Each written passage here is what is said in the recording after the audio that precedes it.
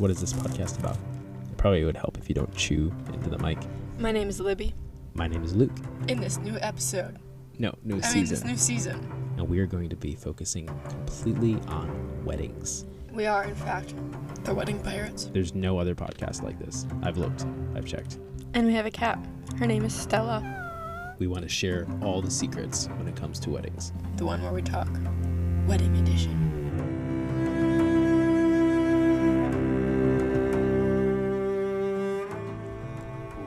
I've got an intro. Ready? My mind went blank. I'm dead serious. I just forgot. Yeah. It was something about how on a wedding day, everything's legal. and I can't remember what I was gonna unpack with that. But basically, we're gonna tell you a story on this day in history with the Wedding Pirates. Because apparently not everything is legal on a wedding day. No. Well, I always just thought you can get away with anything on a wedding day. Murder? No. Okay. Maybe it's a very loose statement. Anyways, welcome back to the one where we talk. Wedding edition. Your hood wasn't on. That's what she said. I fixed your microphone. I fixed the microphone. Nothing's happening. Okay. Thank you for tuning in once again for our random conversations about a very specific conversation. Stella just jumped across. I don't think she likes your This is a podcast specifically about weddings. Yes. Yes. It's not random conversations. But it's not scripted.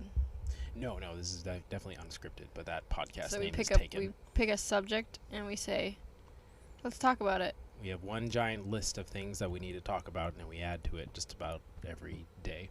And then we just talk about it freely. But these are two very relative stories to what we go through on a wedding day, because not every wedding day is perfect.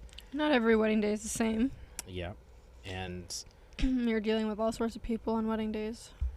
Yes. So which one should we talk about? Should we talk about the one where you got yelled at and banned from a venue, or I almost went to federal prison?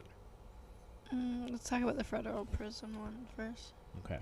So it was actually I was very much looking forward to this wedding day just because of the couple and the area and the location, the demographic of people, and I was just really looking forward to this wedding day. It was gonna be, and the pictures and the video, everything still ended out amazing.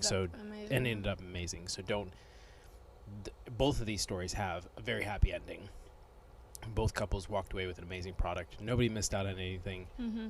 We just got in a lot of trouble. But this is who we are. We're the Wedding Pirates. We're rebels in love. Mm-hmm. So we were doing this wedding, and the bride and groom got married at a church. And then the reception was on a base camp. An Air Force base, to be precise. And you had to do a pre-check, and we had a slight miscommunication in our marriage, which happens, where one of us knew that the pre-check was supposed to happen, and the other one didn't. And so basically I was driving up to the gate, and then that's when I realized, did you pre-check? I'm like, what's a pre-check? And he was like, oh, hey, So that's so they took both of our licenses. Yeah, they took both of our licenses just to check, I guess. So, but we weren't the only ones that didn't do pre-check into the base. There was 2 early cars ahead of us. They checked them. They gave them back their licenses. They kept on going. So I'm like, this isn't any big deal. It's fine. They came back to our bus. I got my license back. You got your license back. And they took forever. They took forever. The guard said, she's okay to go in. You are not. And I asked, why? Am I a criminal? Mm-hmm. And he's like, no, we don't know why. They just tell us that who is not allowed to go in. Yeah. They don't know why. They don't have a reason. Like, well, it doesn't say on the, when it pops up on the computer, it doesn't say why. It just says no. So I tried to reason with the guy, look, there's there's a wedding. I'm a wedding vendor. I'm being paid today. This is a job. Yeah. Like, you need to call someone or work something out. Because if this is a random thing where just every 15th person is not allowed in through your little check machine, then this is not okay. But he wouldn't. So we turned around. We left the base. With our bus. Left the base with you. Now this is where things got a little sketchy. And so we called the bride and groom and we told them, hey, this is a situation. I'm allowed into the base, but Luke is not. So what do you want to do? And at this point, they're kind of just waiting for us to get into the venue so we can continue our picture taking and video taking, so that way they can walk into the reception hall so people can start eating. And so basically we went back to the hotel that was right outside the base. They came to get you, and then I was talking to the groom on the phone, and he said, how would you feel about getting in? I say, yeah, I'll do whatever you want for you, dude. Like, I will literally die for a bride and groom on their wedding day. That's just who I am. And yes, I'm sorry, I just love weddings so fucking much. So we love our brides too. We love our brides and grooms. It's weird. They're like family, and we want to do everything in our power to make their dream day happen and capture it make their wildest dreams come true. Anyway, so that's where things, you can imagine, a car went a little south because he said, okay, I'm going to send someone to go get you. Supposedly the guy that was coming to get me had clearance on all levels when it came to just military bases, and so he picked me up, and he said, go ahead and sit in the passenger seat. So you're telling me that I'm not allowed in, and you're just going to drive me right through the gate, and you have we're just going to go in. Mm-hmm. So and it was suggested that I should go in the trunk. He said, no, that's fine. And now I think about it, yeah, if they would have found me in the trunk, that would have been worse. So anyway, we get up to the gate. They stop. Surprise, surprise, which I wasn't really that surprised. I was like, oh, wow, well, that didn't work. Face palm. Yeah, and Luke had some of the equipment in the back of that car. And, yeah, because he said, are you trying to get in after we told you you're not allowed to?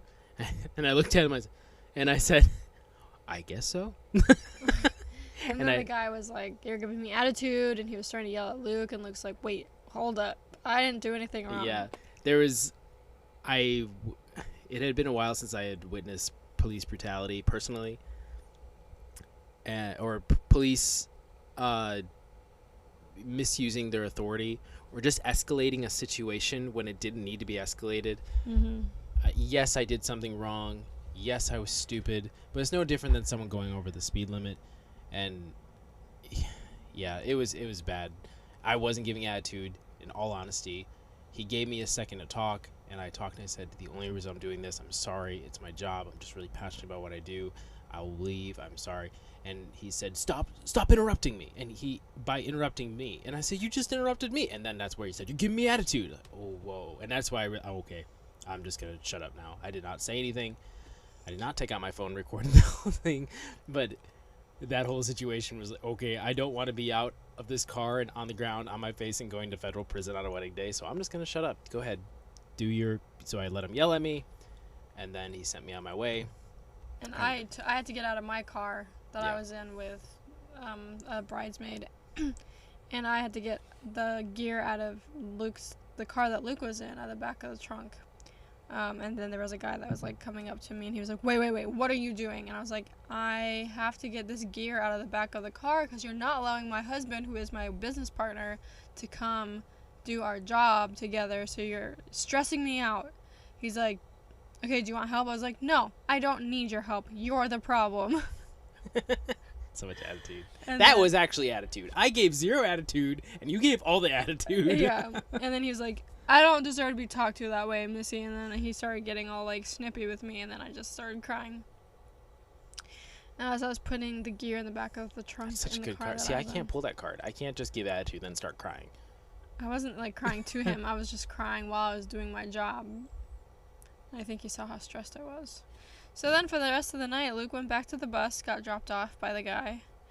at the bus, and then I did Luke's job and my job. I Yeah. filmed and I had photographed, which And was still ended up with a good product at the end. yeah, it was a bit stressful.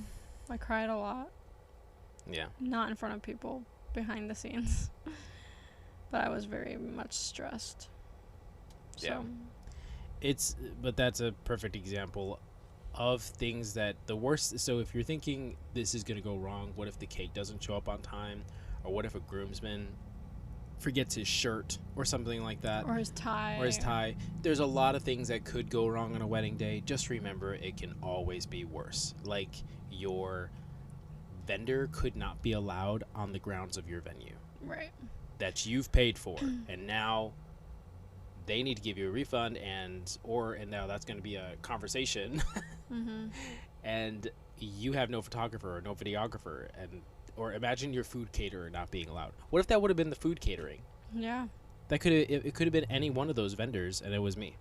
Mm-hmm. So just remember that I'm not saying anticipate the worst. I'm not saying anticipate the best. I'm just saying don't put so much pressure on yourself for it to be perfect, because the way that bride and groom handled that whole situation, they were so calm, and I imagine they were stressed out. I imagine they were a little upset, but they handled it very well, very maturely. They weren't mad at us. They weren't even mad at the guards. They didn't take time to be mad, because that is a waste of time to just be mad.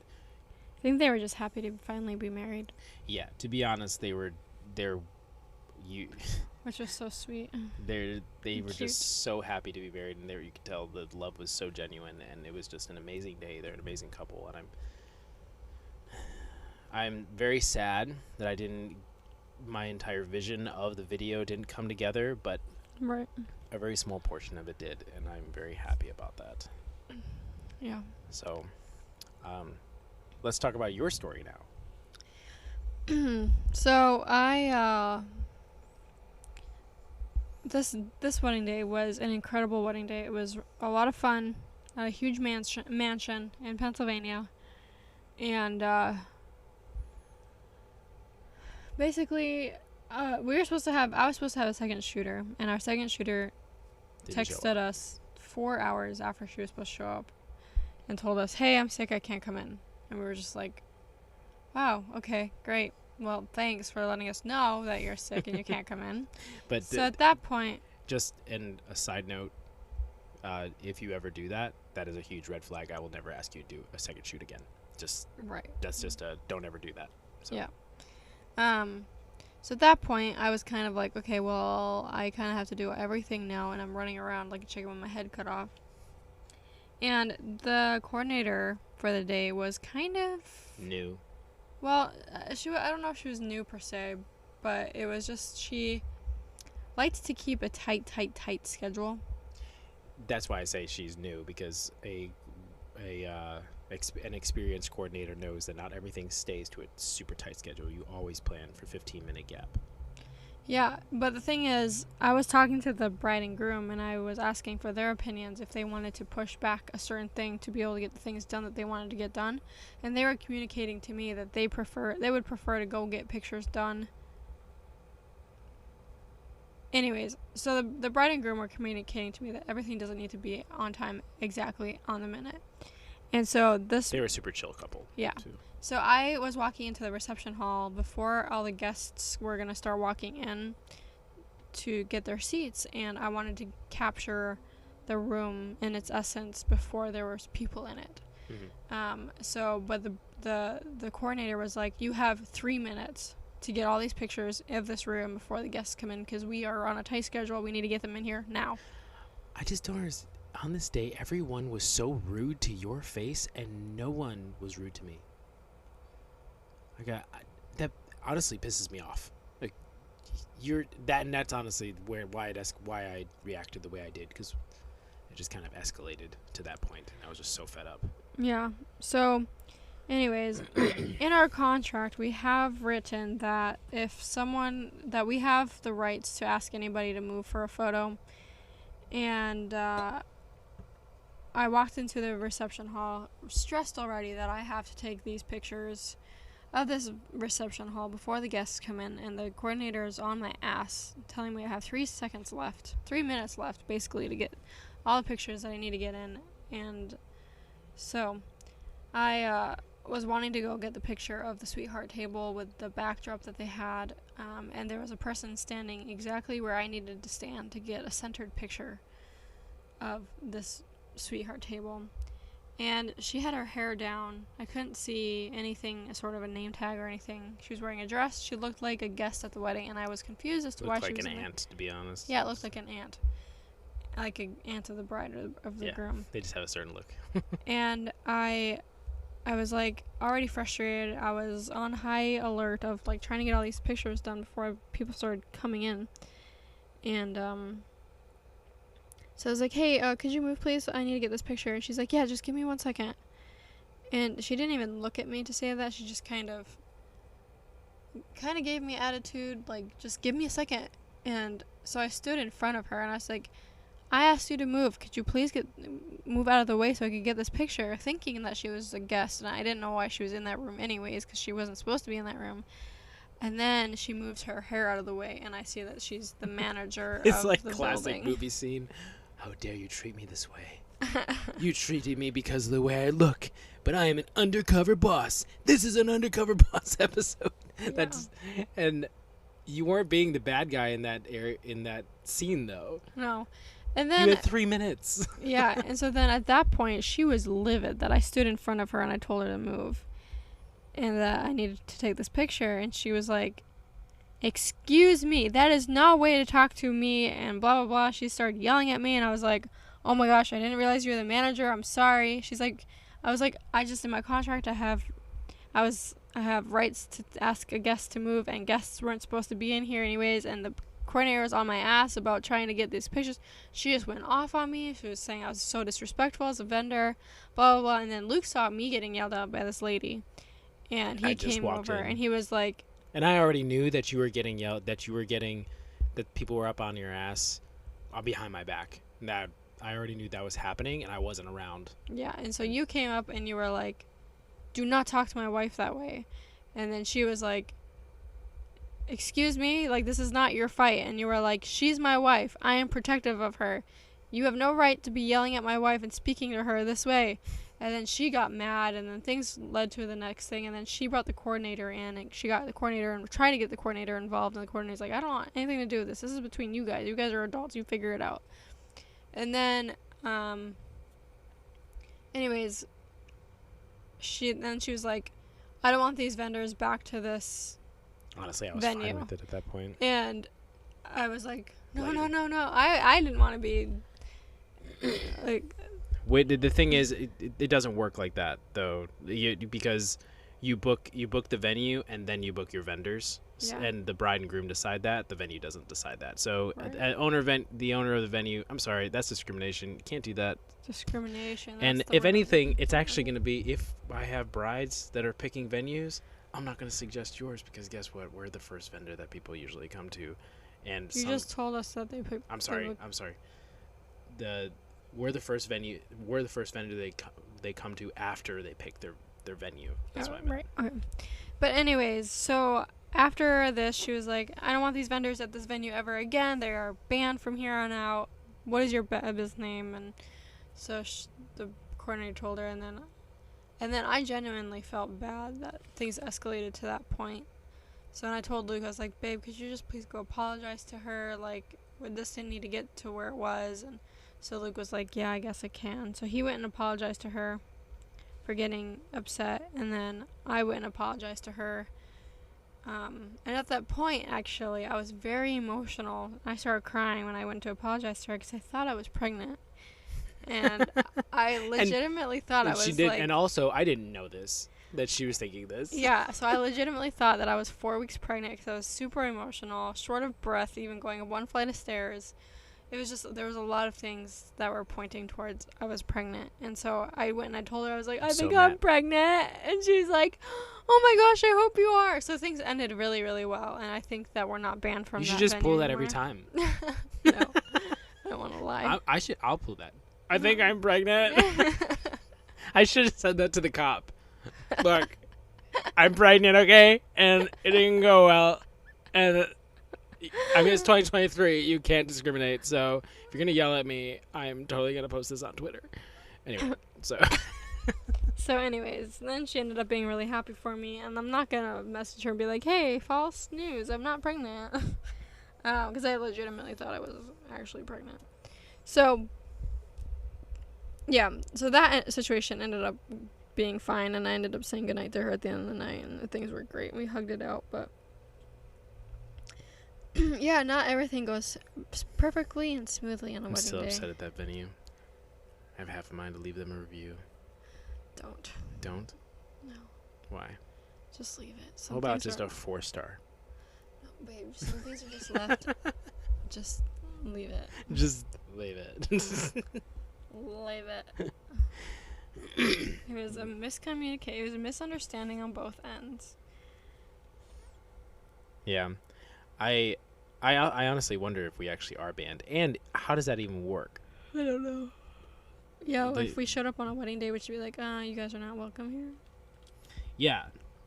Or when a bride and groom book a venue, do they receive a list of, okay, cool, if you want to book us, here's the handbook, and at the end is all the vendors that have been banned? Yeah. Because it would be a shorter list to have written the banned vendors than it would to be for in all honesty, the DJ sucked. The DJ sucked the fun out of that night. Yeah, that DJ was the worst. He was the worst. I left him a review. I actually Oh, did you? I did. Yeah, he was all about advertising his business, and it was just kind of unprofessional. Any DJ that randomly just, plays that little track in the middle of songs at your wedding. This is brought to you by DJ Rackle. DJ Grace Kelly. Grace Kelly, or something like that. It's whenever there's just a random sound in the middle of your song and it throws everybody off. Yeah, no. Automatic, no. But that's all the time that we have. Mm-hmm. If you have a terrible story, whether you're a vendor or a bride, maybe, we would love to hear about it. You can email us or message us, broadsidevisuals@gmail.com. You can message us on all of our socials, including Facebook, Instagram, Broadside Visuals. And remember that this is the one where we talk, and please rate us. Yeah, and have a wonderful day.